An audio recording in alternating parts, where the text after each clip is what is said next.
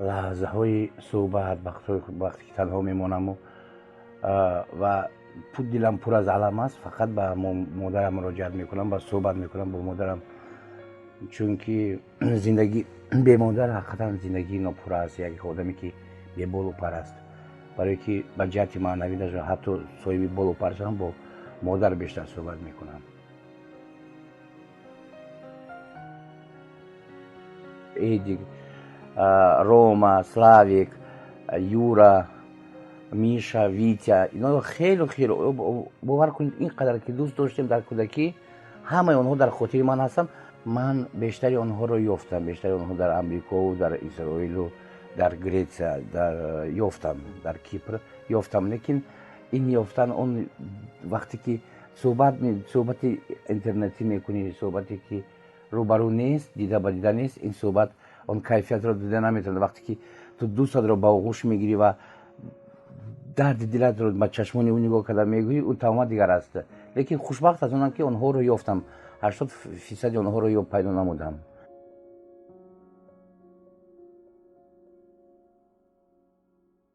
یک فریب بود، یک افیاره بود، یک خاطور، یک چیزی که یک نفری که محصولاتی کهنه شده خود رو نتوانست به بازار بیارد، برای که بسیار نفرها بودند که از این ارد عموما نان تیار کرده نمیشد، نانهایش تق بود، برای که این ارد کهنه بود.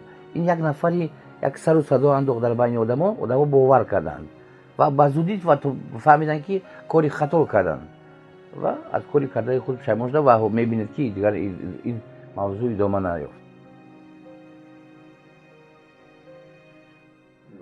باید آزاد باشن، راحت باشن، خودشون چگونه آزاد هستن در زندگی، باید همه خیلی آزاد باشن، نه اینکه در چارچوب دیگر نفر. برای که ایوان اورگاند هر کس هیچ کس ایوان اورگاند نمیشد. اون ایوان اورگاند بهتر میشد، بدتر میشد، لیکن ایوان اورگاند نمیشد، برای که جای وای دیگر است. یکی مثلا ملاخف نمیشد، یکی که از دیگر شو نمایندگی که دیگر شو ما در خدمت تاجیکستان هم نداریم اینقدر شوی که برنامه بران. من درباره شومن های تاجیک مثلا چیزی گفتم ندارم که تقریبا اونها نیستن.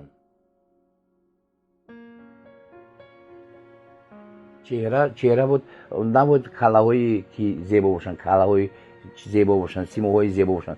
آنها بود پورا اون پور چهره یک بود معنویتی پور داشته باشه. یک گفتارش عموما فقط قرائت نکند، گوارش کوکو نباشد.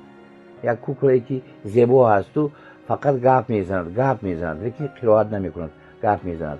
گپاشون خوندن آسان است، خوندن متن آسان است، لیکن متن رو چگونه میخونی؟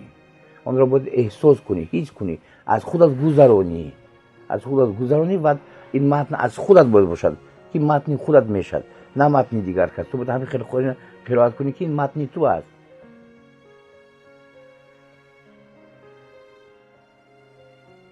من یک روزی سال دادم که سیف عبدالعیش، من 10 سال بود تلویزیون کار میکنم. من حتی یک سفر خارجی هم نداشتم. آدمایی که 2 سال 3 سال کار میکنن البته سفرهای ایجادی بسیار دارند. بعد که الهام تو یک 10 سال دیگر بود در تلویزیون کار کن، برای تلویزیون، نه در تلویزیون، برای تلویزیون کار کن. بعد تمام عمرت تلویزیون برای تو کار میکنند. یعنی که اون عمر اعتباری که تو در این 10-20 سالی که صدقاً برای تلویزیون کار میکنی، بعداً با تو میایستد. ما هستن همون نفرایی که مثل مسلمان مختار کی فراموش کرده میتونه مسلمان مختار رو، امام علی طاهر رو کی فراموش میکند، رفعت عبدالسلام رو کی فراموش میکند؟ هیچ وقت هیچ کس. مقصود اکرام که مرحوم بود کی فراموش میکند؟ هیچ کس فراموش نمیکنه.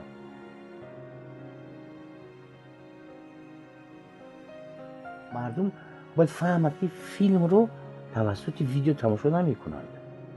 فیلم رو در تلویزیونی 10-20 سانتی متر 30 سانتی متر تماشا نمیکنند. فیلم رو در کینوتئاتر تماشا میکنند. فیلم باید فیلمی شرکت فرمت نمیگن و فرمت وسیع باید یک راحت کرده تماشا کنی و فیلم یک باید یک حادثه، یعنی که یک اید است رفتن به کینو تماشا کردن، کینو دیدن اید است. وقتی ما کودک بودیم میگن که ما با کینو میریم، امروز با کینو میریم. ما میرفتیم در نوبت میستودیم. وقتی که من با سینما اومدم، کوزین بود یوگنی واسیلیچ، نواربرداری خیلی شناخته، گفته بود که اگر تو نیم سال کار کنی در سینما میخوای 1 سال، اگر 1 سال کار کنی میگه 2 سال، اگر 3 سال کار کنی تمام. دون که تو تمام عمر از کینو دور نمیری. کینو این نه زندگی خوب است، نه اویله خوب است، جنگ و جنجال.